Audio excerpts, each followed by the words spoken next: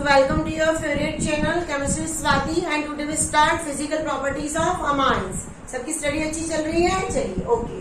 तो physical properties of amine में सबसे पहले देखते हैं कि कोई स्मेल वगैरह आती है कि नहीं, आना चाहिए कि नहीं आना चाहिए, आना चाहिए कोई स्मेल वगैरह। तो यस, इनके जो लोअर मेंबर्स होते हैं बेटा, वो लोअर मेंबर्स फिशरी जैसी, फिश के जैसी स्मेल देते हैं, फिशरी लाइक स्मेल।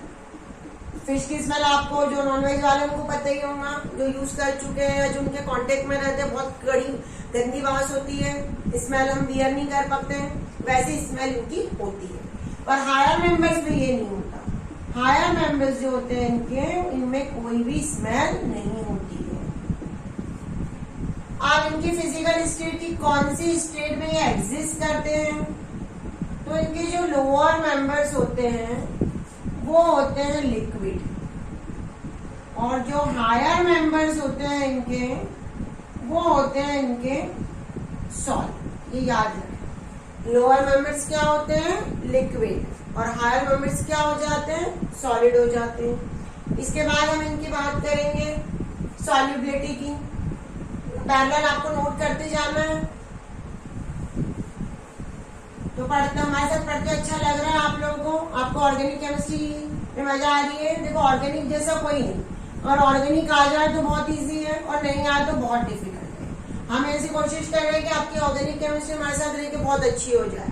हम आपको शॉर्टकट कीज वगैरह इसलिए दिए जा रहे हैं बार बार कि शॉर्टकट करने से आपको लर्न हो जाएगा। ऑर्गेनिक ही हमारे स्कोरिंग करते हैं बेटा। अगर आप एनसीईआरटी सोच रहे हो 12th एग्जामिनेशन के बारे में, तो स्कोरिंग हमारा ऑर्गेनिक है। अगर जेई की बात करें तो भी स्कोरिंग है, और अगर नीट की बात करें तो भी ऑर्गेनिक की स्कोरिंग है। ऑर्गेनिक ही सबसे अच्छा करना चाहिए। अब उसके बाद थर्ड है इसकी सॉल्युबिलिटी, कि भाई ये किसी के अंदर सॉल्युबल किसके अंदर होंगे। तो इनके जो लोअर मेंबर्स होते हैं बेटा, ये लोअर मेंबर्स वाटर के अंदर सॉल्युबल होते हैं। क्या होता है? वाटर के अंदर सॉल्युबल होते हैं। They are soluble in waters lower member what? Due to formation of hydrogen bond, due to formation of hydrogen bond. Hydrogen bond बना लेते हैं, इसलिए इनके लोअर मेंबर्स तो सॉल्युबल होते हैं। अब हायर की बात करें तो हायर मेंबर्स इनके सॉल्युबल नहीं होते हैं। क्यों ऐसा होगा? क्योंकि हायर मेंबर्स का मतलब है एल्काइल ग्रुप की साइज बढ़ जाएगी, और अगर एल्काइल ग्रुप की साइज बढ़ रही है तो एल्काइल ग्रुप जो होता है, आपको बार बार अपन हर बार चैप्टर में पढ़ते भी है, ये होता है हाइड्रोफोबिक नेचर का। तो इसकी वजह से इनकी वाटर के अंदर सॉल्युबिलिटी क्या हो जाएगी? डिक्रीज हो जाएगी, decrease in water solubility due to large size of alkyl group which is a hydrophobic in nature. तो फिर किसके अंदर सॉल्युबल रहेंगे? ये सॉल्युबल होंगे CCl4 में, बेंजीन में। जो नॉन पोलर सॉल्वेंट है उनके अंदर ये सॉल्युबल होते जाएंगे, ये याद रखना। अब नेक्स्ट है इनका बॉइलिंग पॉइंट, कि किस तरह से इनका बॉइलिंग पॉइंट वेरी करता है। आप पैरेलल वीडियो को पॉज करके पूरे के पूरे टॉपिक्स अपने खुद के नोट्स बनाइए। खुद के नोट्स बनाने में जो मजा है और पढ़ने में, वैसा हम बुक में नहीं बेटा एंजॉय कर सकते। पढ़ाई को एक एंजॉय लो, आपको जो पढ़ना है उसको एंजॉय करते पढ़ो तो आपको मजा आएगी। आप उसको एक टेंशन के वे में लोगे तो आपको मजा ही नहीं आएगी बेटा। ऐसा सोचोगे अरे यार आज तो पढ़ना ही है, कि ये टॉपिक कवर करना ही है मेरे को, तो कभी नहीं कर पाऊंगी। आप अगर उसको एक एंजॉय करोगे, यार बहुत अच्छे से मैं पढ़ूंगा, आप देखते हो क्या नया टॉपिक है, तो आपको मजा आएगी। अब इसके बाद इनका बॉइलिंग पॉइंट, कि भाई इनका बॉइलिंग पॉइंट क्या होता है। तो बॉइलिंग पॉइंट जनरली बेटा हम हमेशा पढ़ते हैं, हमने बहुत सारे ऑर्गेनिक कंपाउंड्स में हर एक का बॉइलिंग पॉइंट पढ़ा है। तो बॉइलिंग पॉइंट डिपेंड करता है जनरल केसेस में हाइड्रोजन बॉन्ड। अब अगर यहाँ पे 1 डिग्री 2 डिग्री और 3 डिग्री हम थोड़ा सा एक बना के देख लेते हैं कि 1 डिग्री क्या है, 2 डिग्री क्या है, तो हमको थोड़ा सा हमारा कंसेप्ट बहुत अच्छे से क्लियर हो जाए। थोड़ा सा स्पेस की प्रॉब्लम हो सकती है, तो हम पूरे तीनों अलग अलग ऐसे बना देंगे, आपको पूरा तीनों क्लियर हो जाए। देखो ये हमारा बना 1 डिग्री अमाइन,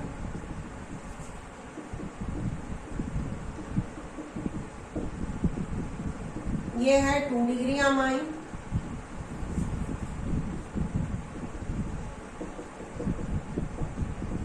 और ये है 3 डिग्री अमाइन। तो ये 2 हाइड्रोजन है 1 डिग्री दोनों हाइड्रोजन क्या बना सकते हैं, हाइड्रोजन बॉन्ड बना सकते हैं। यहाँ पे ये भी बना सकता है हाइड्रोजन बॉन्ड। यहाँ पे कितने हैं, एक, ये हाइड्रोजन बॉन्ड बनाएगा। अब यहाँ पे तो कोई हाइड्रोजन ही नहीं है, तो ये हाइड्रोजन बॉन्ड बना ही नहीं पाएंगे। और अगर हाइड्रोजन बॉन्ड नहीं बनेगा तो बॉइलिंग पॉइंट क्या हो जाएगा, कम हो जाएगा। तो 1 डिग्री का बॉइलिंग पॉइंट सबसे ज्यादा होगा क्योंकि इनके पास 2 अवेलेबल हाइड्रोजन। 2 डिग्री में एक ही है, तो 1 डिग्री के कंपेयर में 1 डिग्री के कंपेयर में 2 डिग्री का थोड़ा सा कम होगा। 3 डिग्री का बिल्कुल कम होगा क्योंकि कोई हाइड्रोजन बॉन्ड बनाता ही नहीं है। तो अगर जो एनसीईआरटी वाले स्टूडेंट्स हैं उनको एग्जाम में ऐसा रिटन क्वेश्चन आता है, why 1 degree amines have a higher boiling point than 3 degree amines. मैं क्वेश्चन यहाँ पे लिख के देख लूं, व्हाई 1 degree amines have higher boiling point than 3 degree amine। तो आंसर क्या लिखोगे, 1 degree amines को 2 hydrogen in 1 degree amines 2 hydrogen are available that make available to make a hydrogen bond, and in 3 degree amines there is no hydrogen bond, so it are not able to make a hydrogen bonding, so that's why it has a low boiling point as compared to 1 degree। Clear हो गया सबको?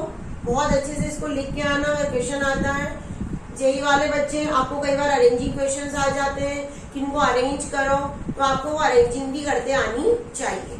हमको हर तरह से अपने आप को prepare करना है एग्जाम के लिए। आपको ये मैं बार बार बोल रही हूँ, we have to make prepare ourself according to every type of examination. हर तरह के एग्जाम के लिए प्रिपेयर करो अपने आप को। चलिए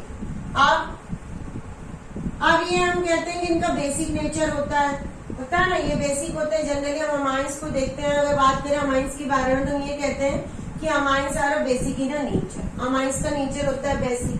तो कैसे वे में बेसिक नेचर होता है ये चेक कर लेते हैं हम पहले। बेसिक कैरेक्टर, अमाइंस का जो बेसिक कैरेक्टर है वो किस वे में होता है। हमने अमाइन ले लिया RNH2, इस पे लोन पेयर है, इसकी वाटर से रिएक्शन करवाई। अगर इसकी वाटर से रिएक्शन करवाए, आपको पता है वाटर किस वे में होता है, H+ और OH निगेटिव। ये लोन पेयर है, मतलब किसी ऐसी जगह पे अटैक करेगा जिसको इलेक्ट्रॉन की डेफिशिएंसी है, तो ये इस H को ले लेगा अपनी और खींच लेगा, तो इससे यहाँ पे बन जाएगा RNH3 + OH निगेटिव। N ने अपने इलेक्ट्रॉन किसको दे दिए, हाइड्रोजन प्लस को दे दिए, H+ को दे दिए, प्रोटॉन को। उसकी वजह से N पे कौन सा चार्ज आ जाएगा, पॉजिटिव चार्ज आ जाएगा। अब हम इस इक्वेशन का K निकाले, इक्विलिब्रियम कांस्टेंट।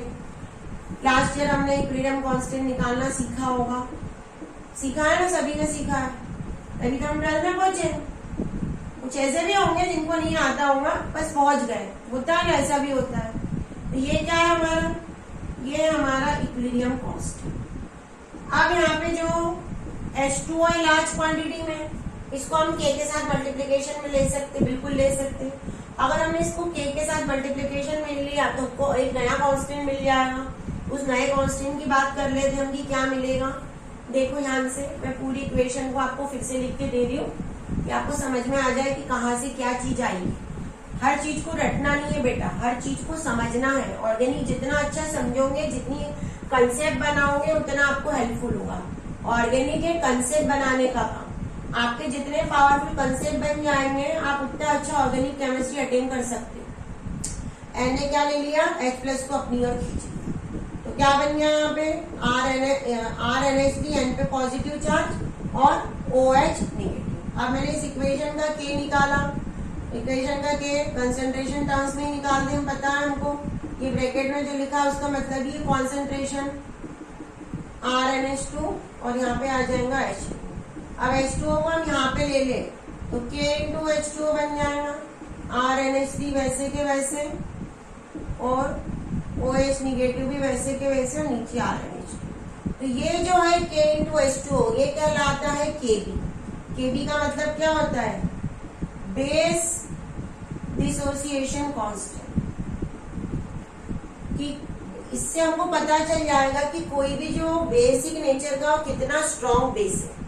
अब Kb की वैल्यू को मेजर करने के लिए नई टर्म्स यूज की जाती है जिसे बोला जाता है pKb। इसकी वैल्यू होती है -log Kb। इसका मतलब ये है कि pKb की वैल्यू अगर जितनी ज्यादा, Kb की वैल्यू उतनी कम, और जिसकी Kb की वैल्यू कम वो वीक बेस या लेस बेसिक। तो पीकेबी का बेसिक कैरेक्टरिस्टिक क्या है? Inversely proportional relationship. जिसका पीकेबी ज्यादा वो कम बेसिक नेचर का, और अगर पीकेबी कम है तो बेसिक नेचर बढ़ जाएगा। एग्जाम में कई बार हमको arrange the following in the increasing order of pKb value और decreasing order of pKb value आता है, तो आपको ये फाइंड आउट करते आना चाहिए। क्लियर हो गया? ये पीकेबी की वैल्यू बेस के इनवर्सली प्रोपोर्शनल है। केबी की डायरेक्ट, अगर केबी ज्यादा है तो बेसिक नेचर ज्यादा होगा, और अगर केबी ज्यादा है तो पीकेबी क्या हो जाएगा? कम हो जाएगा। अब हम जो भी स्टडी करेंगे, अगर हमने किसी को फाइंड आउट किया कि स्ट्रॉन्ग बेस है, तो स्ट्रॉन्ग बेस का मतलब ही कि क्या होगा? वो उसका पीकेबी कम होगा। चलिए देखते हैं। अब हमारे पास ये सभी कहाँ से आए हैं? तो ये सभी अमोनिया के डेरिवेटिव है। जो भी हमारा अमाइंस वाला चैप्टर है, these all are the amines are the derivative of ammonia. तो हम जरा चेक कर देंगे अमोनिया और अमाइंस में किसका बेसिक कैरेक्टर ज्यादा होगा और क्यों होगा। जरा एक बार हम यहाँ पे स्टडी करके देखते हैं, फाइंड आउट करते हैं। फिर एल्काइल और एलाइल अमीन भी हमारे पास, उनको भी चेक कर देते हैं। तो यहाँ पे हम एक नया टॉपिक पढ़ेंगे, basicity of amines and ammonia. Ammonia और अमाइंस में कौन ज्यादा बेसिक नेचर का होगा? हमारा अमोनिया क्या होता है? NH3 R NH2 अमाइंस ले लिया, यहाँ पे भी लोन पेयर, यहाँ पे भी लोन पेयर। बेसिक कैरेक्टर का मतलब क्या होता है? बेसिक कैरेक्टर का मतलब होता है जो किसी को लोन पेयर इलेक्ट्रॉन दे दे, अगर इसके पास H+ पहुंचा तो अपने इलेक्ट्रॉन दे देगा, क्या बना देगा? NH4। अब ये NH4 का स्ट्रक्चर यहाँ चेक करें, हम यहाँ पे करते हैं, देखते हैं कि क्या कहानी है। और ये पॉजिटिव। अगर RNH2 की बात करें तो ये भी H+ लोन पेयर इलेक्ट्रॉन, तो ये बन जाएगा RNH3। अब यहाँ पे N, ये H, ये H, ये H और ये R है। तो यहाँ पे नाइट्रोजन किससे अटैच है? हाइड्रोजन से। यहाँ पे नाइट्रोजन, ये सब क्या कहलाते हैं? ये सब कहलाते हैं अमोनियम आयन। तो पॉजिटिव चार्ज दोनों में देखो, लेकिन यहाँ पे नाइट्रोजन के साथ हाइड्रोजन अटैच है, यहाँ पे नाइट्रोजन के साथ R अटैच है, एल्काइल। अब एल्काइल आपको पता है एल्काइल की क्या खासियत होती है? एल्काइल होता है इलेक्ट्रॉन रिलीजिंग ग्रुप। तो अगर किसी को इलेक्ट्रॉन की रिक्वायरमेंट है तो ये अपने इलेक्ट्रॉन दे देगा। तो नाइट्रोजन पे पॉजिटिव चार्ज है, मतलब क्या है? इलेक्ट्रॉन की डेफिशिएंसी है। R उसको इलेक्ट्रॉन देने की कोशिश करेगा, मतलब उसकी पॉजिटिव चार्ज को क्या कर देगा? कम कर देगा, डिस्पर्स कर देगा। यहाँ पे ऐसा हो सकता है क्या? नहीं हो सकता, क्योंकि यहाँ पे कोई R नहीं है। तो जब R आ जाए तो मतलब वो पॉजिटिव चार्ज को क्या करेगा? डिस्पर्स कर देगा। और अगर पॉजिटिव चार्ज को डिस्पर्स कर देगा मतलब अच्छा बेसिक नेचर है। तो अमोनिया जो है वो कम बेसिक होगा, अमाइंस ज्यादा बेसिक होगा R की वजह से।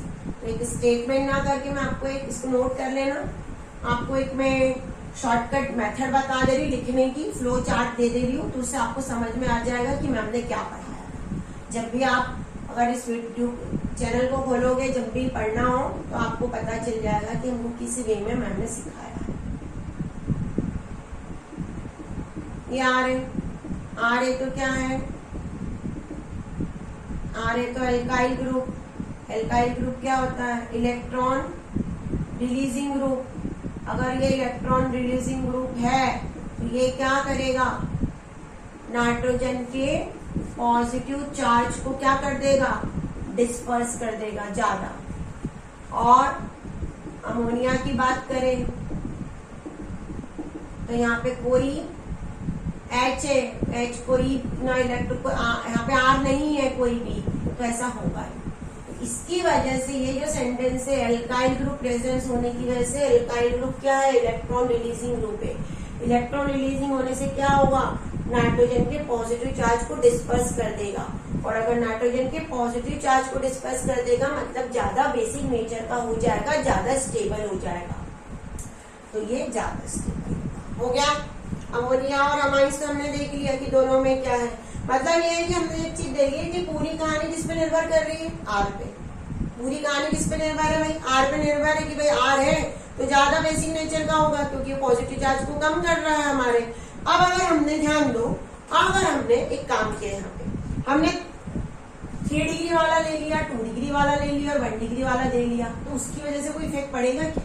वो भी हम चेक कर लेते हैं कि ऐसा कुछ होने वाला है क्या, कि अगर हमने 2 डिग्री 3 डिग्री को यूज करके देखा तो चेक करते हैं कि उससे कोई इफेक्ट पड़ेगा क्या उसके अमाइंस के बेसिक कैरेक्टर पे।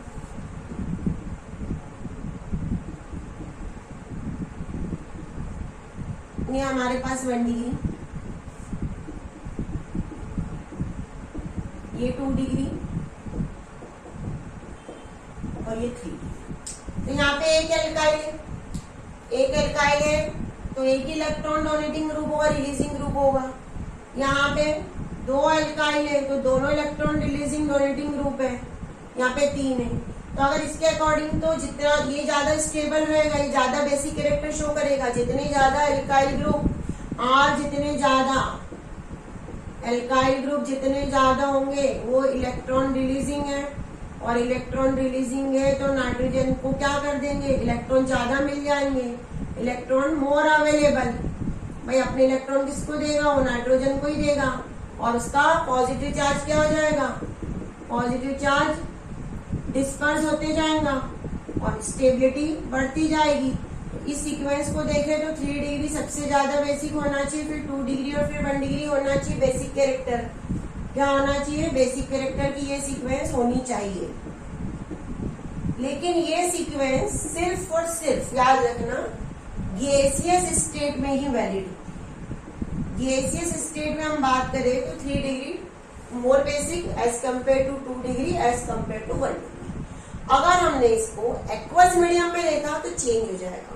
एक्वस मीडियम में दूसरा एक इफेक्ट होता है सॉल्वेशन इफेक्ट, वो भी वैलिड होता है। अब उसको चेक कर देंगे एक्वस मीडियम में क्या इफेक्ट होता है, सॉल्वेशन इफेक्ट क्या होता है, क्या होता है सॉल्वेशन इफेक्ट, ये चेक करना है आपको। सॉल्वेशन का मतलब है कि वाटर से अगर इसको किसी अमाइंस को हमने वाटर के अंदर डाल दिया तो वाटर के अंदर ये रिएक्शन करेगा, सॉल्वेशन इफेक्ट। चेक करते क्या होता है, जैसे हमने सबसे पहले यहाँ पे लिया 1 डिग्री। 1 डिग्री हमारा क्या है, RNH2। एक्वस मीडियम, सॉल्वेशन का मतलब है वाटर की मीडियम में रिएक्शन। वाटर में क्या होगा, वाटर टूटेगा, H प्लस और OH निगेटिव। ये H प्लस यहाँ पे आया, नाइट्रोजन ने इसको ले लिया, क्या बना लिया, नाइट्रोजन ने इसको लेके बना लिया RNH3 में तीनों हाइड्रोजन ऐसे एक साथ ही बना लिया, तो आपको इजी रहेगा। और ये पॉजिटिव चार्ज। अब ये 1 डिग्री की बात हो गई। 2 डिग्री में क्या होगा, ध्यान दो, 2 डिग्री भी के पास भी H प्लस पहुंचेगा, क्या बना देगा, ये हर जगह बनेगा आयन। तो अब यहाँ पे कैसा स्ट्रक्चर होगा, हर एक जगह स्ट्रक्चर पे ध्यान देना पड़ता कि किस वे में स्ट्रक्चर हो रहा है, कैसा अलग कर दिया है। ये 2 डिग्री का स्ट्रक्चर। अब 3 डिग्री भी करेगा तो सही रिएक्शन, तो किस वे में होगा देखो। 3 डिग्री का मैं यहाँ पे बना दे रही हूँ। सबसे हमने क्या किया है, हमने सबकी वाटर में रिएक्शन करना। वाटर क्या होगा, डिसोसिएट होगा H प्लस और OH निगेटिव में। ये H प्लस यहाँ पे पहुंचेगा, नाइट्रोजन के पास लोन पेयर ऑफ इलेक्ट्रॉन है, वो लोन पेयर वाले इलेक्ट्रॉन H प्लस को अपनी ओर खींचेंगे और बना लेंगे आयन, अमोनियम आयन। तो यहाँ पे कितने हाइड्रोजन अवेलेबल है, 1 डिग्री में अगर हम ध्यान से देखें तो 1 डिग्री में हमारे पास 3 हाइड्रोजन आ गए। 2 डिग्री में हम देखें तो यहाँ पे 2 हाइड्रोजन और 3 डिग्री में 1 ही हाइड्रोजन। अब ये हाइड्रोजन किसको पकड़ेंगे, वाटर इससे रिएक्शन कर सकता है, यहाँ पे वाटर आके अटैच हो सकता है, बिल्कुल हो सकता है। वाटर यहाँ पे आके क्या हो सकता है, अटैच हो सकता है। जब वाटर यहाँ पे आके अटैच होगा बेटा तो ये H2O लिखा है, तो यहाँ पे 2 वाटर, एक यहाँ पे 3 वाटर मॉलिक्यूल अटैच हो जाएंगे, यहाँ पे 3 H2 अटैच हो गए, यहाँ पे 2 ही अटैच हो गए, और यहाँ पे सिर्फ 1 ही वाटर मॉलिक्यूल अटैच होगा। साइज सबसे बड़ी किसकी होगी, 3 डिग्री वाले की साइज सबसे बड़ी होगी। अब जिसकी सबसे बड़ी साइज होगी उसकी स्टेबिलिटी क्या हो जाएगी, कम हो जाएगी। 1 डिग्री क्या होगा, सबसे ज्यादा स्टेबल होगा। अगर ये स्टेबल सबसे ज्यादा है 1 डिग्री वाला, 1 डिग्री 2 डिग्री, 1 डिग्री सबसे ज्यादा स्टेबल, फिर 2 डिग्री और फिर डिग्री, स्टेबिलिटी का ऑर्डर ये होगा। और जितनी ज्यादा स्टेबिलिटी उतना ज्यादा बेसिक कैरेक्टर, ऐसा माना जाता है। क्यों 3 डिग्री स्टेबिलिटी? क्यों? क्योंकि 3 डिग्री की साइज सबसे ज्यादा बड़ी है, लार्ज ग्रुप अटैच है आर उससे, तो 3 डिग्री सबसे कम स्टेबल होगा, 1 डिग्री ज्यादा स्टेबल होगा, 2 डिग्री उससे कम होगा। और जो स्टेबिलिटी का ऑर्डर होता है बेसिक कैरेक्टर भी वैसा ही होता है। तो सॉल्वेशन इफेक्ट है तो पूरा चेंज कर डाला पैटर्न में, वापस पढ़ा रही सॉल्वेशन इफेक्ट, ध्यान दो क्योंकि थोड़ा सा समझने वाला है। सॉल्वेशन इफेक्ट का मतलब है कि हम अमाइंस की वाटर से रिएक्शन करवाएंगे, अमाइंस को वाटर के अंदर डालेंगे तो वो सॉल्युबल होंगे, उसी को हम कहते हैं सॉल्वेशन, क्योंकि हमारा सॉल्वेंट कौन है? वाटर है। वाटर क्या होता है? H प्लस और OH निगेटिव देता है। ये H प्लस 1 डिग्री से रिएक्शन करके क्या बना देगा? एक अमोनियम आयन बना देगा। मैं तीनों स्ट्रक्चर को अलग अलग आपको बना के दिखा दे रही हूँ, क्योंकि मैंने देखा है कई बार बच्चों को ये इफेक्ट समझ में ही नहीं आता है। उनको लगता है मैम ये क्या है, आप क्या पढ़ा रहे हो, हमको तो स्ट्रक्चर ही नहीं समझ में आ रहा है। ये थोड़ा सा है, बहुत इजी, पर थोड़ा सा समझने का बस, बाकी कुछ भी नहीं है इसमें। बस हमको समझना है स्ट्रक्चर्स कैसे बने, ये ध्यान देना है, तो आपको पूरा इजी लगेगा। मैं उसको इस वे में बनाती हूँ कि आपको बहुत इजी पड़ जाए, आपको पूरा समझ में आ जाए और आपकी स्टडी और इजी हो जाए। आपको जो भी डाउट्स है वो डाउट्स नहीं रहे।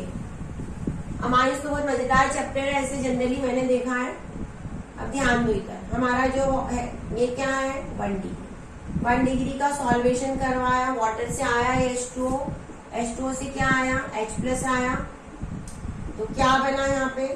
यहाँ पे बना RNH3 बना ना। अब ये N, यहाँ पे कितने हाइड्रोजन है? 3 हाइड्रोजन है और 1 R है। अब अगर वाटर है तो वाटर यहाँ से अटैच हो सकता है, इससे ऐसे अटैच होगा, यहाँ पे भी वाटर ऐसे अटैच होगा और यहाँ पे भी वाटर ऐसे अटैच होगा, क्योंकि 3 हाइड्रोजन अवेलेबल है यहाँ पे, तो 3 वाटर मॉलिक्यूल अटैच हो गए, 3 हाइड्रोजन, तो 3 वाटर मॉलिक्यूल अवेलेबल हो गए। अब बात करते हैं हम 2 डिग्री। 2 डिग्री की भी क्या होगी? 2 डिग्री की भी रिएक्शन होगी वाटर से, सॉल्वेशन से, उससे क्या बनेगा?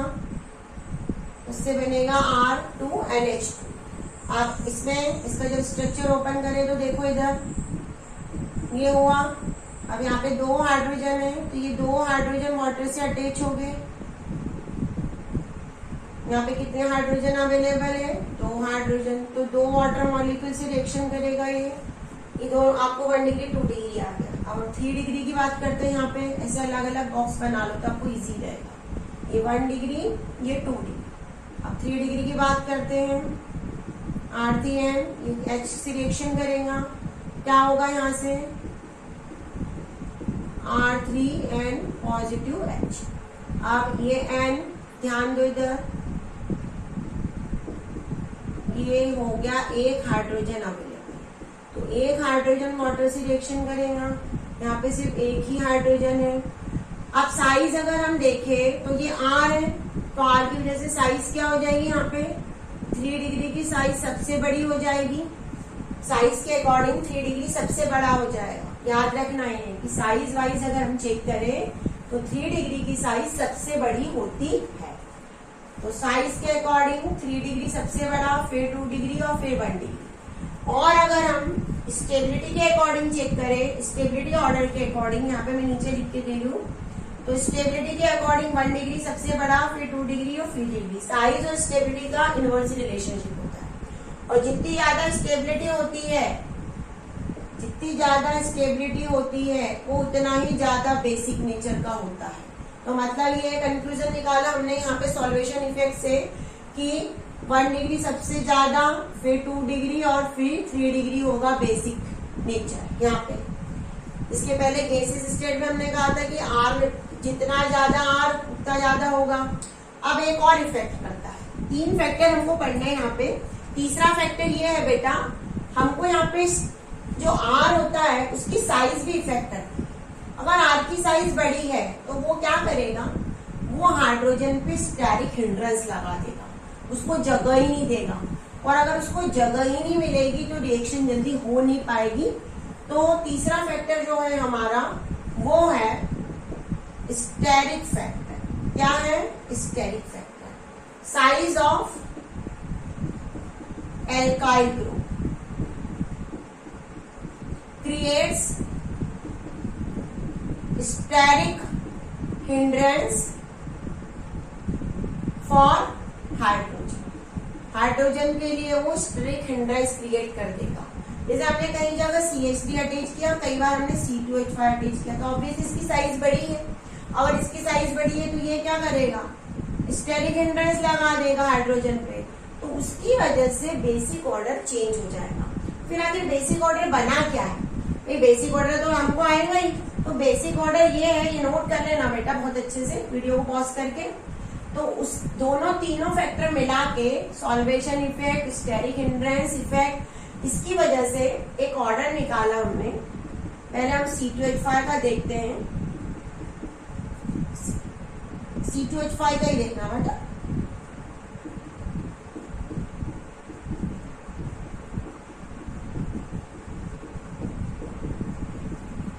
तो C2H5 अगर हमारे पास अटैच है as alkyl group for C2H5 अगर एल्काइल ग्रुप है तो 2 डिग्री सबसे ज्यादा, फिर 3 डिग्री, फिर 1 डिग्री और फिर अमोनिया। ये ऑर्डर हमको मिलेगा बेसिक कैरेक्टर का, 2 degree, 3 degree, 1 degree and ammonia. आपको कंफ्यूजन हो तो उसको याद कर लो 231, तो आपको अंडरस्टैंड है। और अगर CH3 की बात करें तो ऑर्डर थोड़ा सा चेंज हो जाता है, ध्यान में थोड़ा सा ऑर्डर क्या हो जाएगा, चेंज हो जाएगा।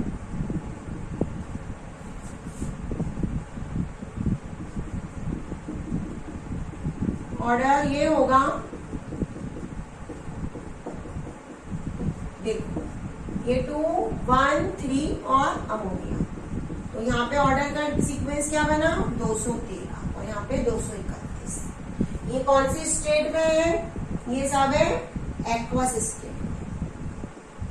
तो मतलब ये है कि इसके लिए केबी की वैल्यू सबके लिए सबसे हाईएस्ट किसके लिए होगी, 2 के लिए, और पीकेबी की वैल्यू किसके लिए हाईएस्ट होगी, NH3 के लिए। याद रखना केबी और पीकेबी के सबसे पहला अच्छा काम है केबी याद कर लो। केबी मतलब बेसिक ऑर्डर, भाई जिसका जितना ज्यादा केबी वो उतना ज्यादा बेसिक। तो कौन ज्यादा बेसिक है, 3 डिग्री, तो उसका केबी क्या हुआ, सबसे ज्यादा। पहले अगर हमको एग्जाम में क्वेश्चन आता है arrange the following in the order of increasing और डिक्रीजिंग पीकेबी वैल्यू, तो भी आपको सबसे पहले क्या करना है, केबी को निकालना है। केबी के सीक्वेंस बना के रफली हम नोट कर लेंगे, फिर उस सीक्वेंस को उल्टा करके हम पीकेबी की वैल्यू लिख लेंगे। हमको डायरेक्ट पीकेबी ही निकालना है, हमको कंफ्यूजन क्रिएट ही नहीं करना है, हमको एक इजीएस्ट वे में फॉलो करना है स्टडी को। बहुत ज्यादा हार्ड हमको काम करना ही नहीं, हमको अपने काम को बिल्कुल इजी बना के रन करना है। क्लियर हो गया। क्या करेंगे एग्जाम में, केबी की वैल्यू पहले देखेंगे, बेसिक कैरेक्टर देखेंगे पहले, कौन ज्यादा बेसिक, उस बेसिक जितना ज्यादा केबी उतना ज्यादा, और जितना ज्यादा केबी उतना ज्यादा पीकेबी। ठीक है, चलिए तो हमने ये ऑर्डर देख लिया। अब हमारे पास क्वेश्चन उठता है कि अगर हमारे पास एराइल अमाइन है तो क्या होगा। भाई एराइल अमाइन भी तो होते हैं हमारे पास, एनिलीन होता है, तो एनिलीन क्या होगा, एनिलीन अगर हमने दे दिया और हमने इथाइल अमीन दे दिया तो कौन ज्यादा बेसिक होगा, होगा कुछ ना कुछ तो बड़का होगा। तो हम कैसे उसको सॉल्व करेंगे, देखो इधर ध्यान से कि क्या हो सकता है उस कंडीशन में। हमने ले लिया C2H5 NH2 और हमने ले लिया एनिलीन। इन दोनों में ये क्या है, इथाइल अमाइन, और ये क्या है, एनिलीन। इन दोनों में कौन ज्यादा होगा बेसिक। इसके स्ट्रक्चर को हम ओपन करें तो हमको क्या मिलेगा, यहाँ पे C2H5 मिलेगा। वो तो क्या है, इलेक्ट्रॉन रिलीजिंग ग्रुप है, तो पॉजिटिव चार्ज को क्या करेगा, अभी का पॉजिटिव चार्ज को क्या करेगा, नाइट्रोजन के positive charge of nitrogen disperse, उसको डिस्पर्स कर देगा। अब एनिलीन में क्या होगा, एनिलीन में नाइट्रोजन के पास लोन पेयर तो है, लेकिन ये लोन पेयर एक ऐसे कॉन्जुगेटेड सिस्टम से अटैच है। क्या नाइट्रोजन किससे अटैच है, nitrogen attach with conjugated system of benzene ring के कॉन्जुगेटेड सिस्टम से अटैच है। तो बेंजीन रिंग इस कॉन्जुगेटेड सिस्टम की वजह से ये क्या हो जाएगा, ये नाइट्रोजन के इलेक्ट्रॉन रिंग के पास आ जाएगी। ये जो रिंग है, ये रिंग क्या करेगी, ये यहाँ पे इफेक्ट करेगी इलेक्ट्रॉन विड्रॉ करने का। ये इलेक्ट्रॉन को खींच लेगी अपने पास, और अगर ये इलेक्ट्रॉन को अपने पास खींच लेगी तो इलेक्ट्रॉन बचेगी क्या डोनेशन के लिए? नहीं, इलेक्ट्रॉन विड्रॉ कर लिए तो electron not available to donate. अब अगर डोनेशन के लिए इलेक्ट्रॉन अवेलेबल ही नहीं है तो बेसिक कैरेक्टर क्या हो जाएगा? कम हो जाएगा। क्यों? क्योंकि हमारा कंसेप्ट ये कहता है कि जो इलेक्ट्रॉन को डोनेट करता है वही होता है बेसिक। अगर वो इलेक्ट्रॉन बेसिक है, अगर इलेक्ट्रॉन डोनेट ही नहीं कर पा रहा है किसी को, तो वो क्या करेगा? कुछ नहीं कर पाएगा, मतलब बेसिक है ही नहीं, क्योंकि उसको तो रिंग ने उसके इलेक्ट्रॉन खींच लिए। तो अगर हम इथाइल अमीन एलिन की बात करें तो ये पक्का नहीं, ये ज्यादा बेसिक होगा। अब हम इसके स्ट्रक्चर्स देखते हैं कि कैसे ये खींचता है, वो भी हमको आना चाहिए। उससे कोई फायदा होगा क्या उसका? हो सकता है यहाँ पे वो इलेक्ट्रॉन ही डोनेट कर रहा, लेकिन कोई दूसरा फायदा हो जाए उसका, तो क्या फायदा होगा उसका वो भी चेक करना पड़ेगा। देखो एक चीज याद रखना, अगर कोई कंपाउंड रेजोनेंस शो कर सकता है तो वो पक्का रेजोनेंस करने की कोशिश करेगा, क्योंकि केमिस्ट्री में रेजोनेंस क्या करता है? ज्यादा से ज्यादा स्टेबिलिटी लाता है। केमिस्ट्री में रेजोनेंस की खासियत होती है कि ज्यादा से ज्यादा क्या करता है? स्टेबिलिटी लाने की कोशिश करता है। देखो इधर, ये हमारा एनिलीन, ये कॉन्जुगेटेड सिस्टम है। कुछ ऐसे स्टूडेंट भी होंगे हो सकता है जिनको कॉन्जुगेटेड सिस्टम ही नहीं पता हो। तो कॉन्जुगेटेड सिस्टम का मतलब होता है alternate arrangement of single and double bond. क्या? अल्टरनेट अरेंजमेंट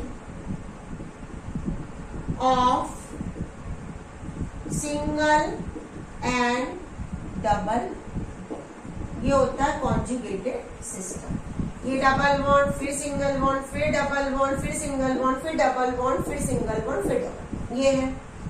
तो ये इलेक्ट्रॉन रिंग के पास आ जाएंगे। अगर ये इलेक्ट्रॉन रिंग के पास आ गया, रिंग के ऐसे, तो देखो यहाँ पे डबल बॉन्ड आ जाएगा। नाइट्रोजन पे कौन सा चार्ज आ जाएगा? पॉजिटिव चार्ज आ जाएगा। ये बाहर चले जाएगा, अंदर का इलेक्ट्रॉन ऑर्थो पे। ये हो गया पहला स्ट्रक्चर। क्या किया?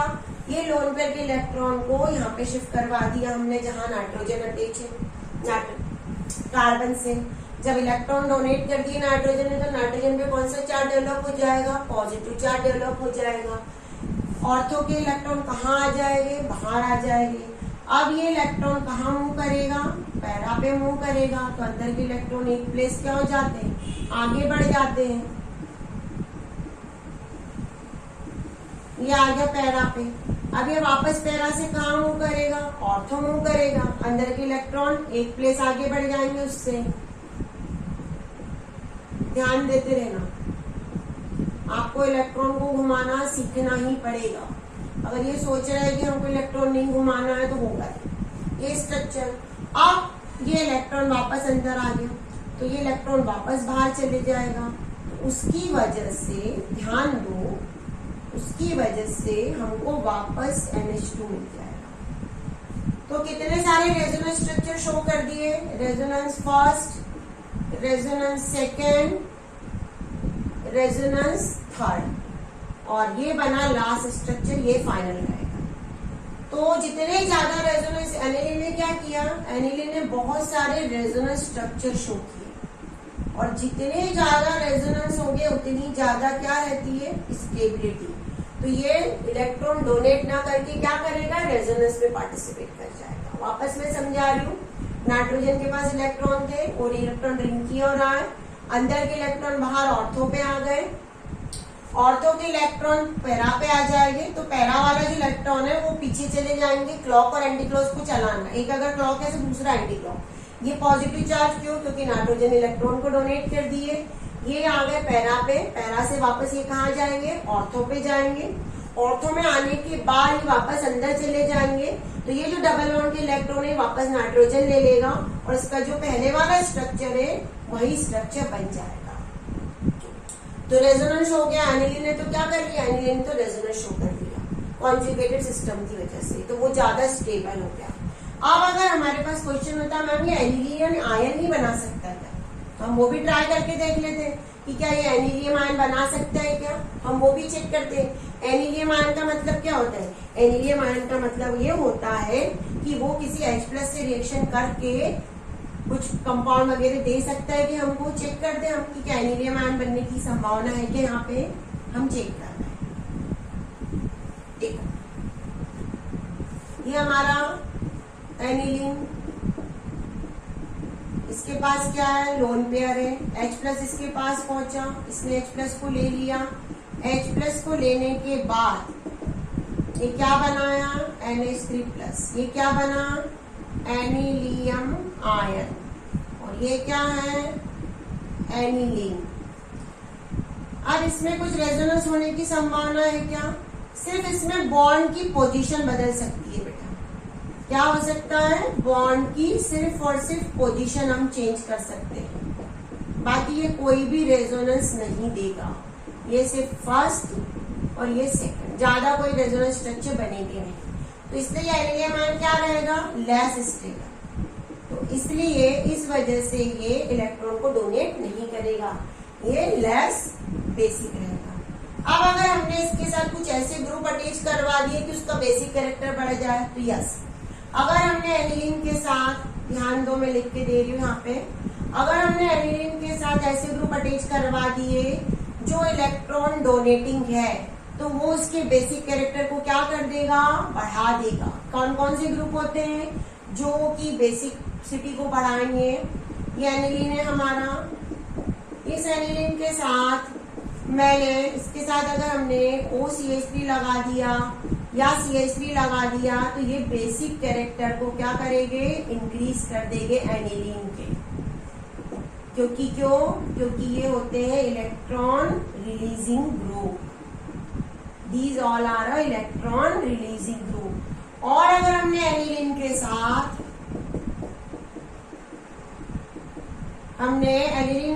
X यानी हेलोजन फैमिली से कोई भी X नेगेटिव, NO2, CHO और COOH ऐसे ग्रुप अटैच करवा दिए तो ये क्या होते हैं? इलेक्ट्रॉन विड्रॉइंग होते हैं। तो ये बेसिक कैरेक्टर को क्या कर देंगे? ये बेसिक कैरेक्टर को कम कर देंगे। ये क्या करेंगे? बेसिक कैरेक्टर को कम कर देंगे। अगर बेसिक कैरेक्टर कम हो जाएगा तो पीकेबी की वैल्यू क्या हो जाएगी? यहाँ पे बढ़ जाएगी, और ऊपर वाले में पीकेबी की वैल्यू क्या हो जाएगी? कम हो जाएगी। ये याद रखना। सिर्फ और सिर्फ हमारा इसका मेन है बेसिक कैरेक्टर कैसे निकाला जाता है। तो ये हमारा आज का पूरा physical properties related topic complete हो गया है। कोई डाउट हो तो हमारा कमेंट्स बॉक्स हमेशा आपके लिए खुला है। हमारे साथ हमेशा जुड़े रहिए, अपने कंसेप्ट को क्लियर करते रहिए। कोई भी डाउट है, अपने डाउट पूछ सकते हैं। ओके बेटा।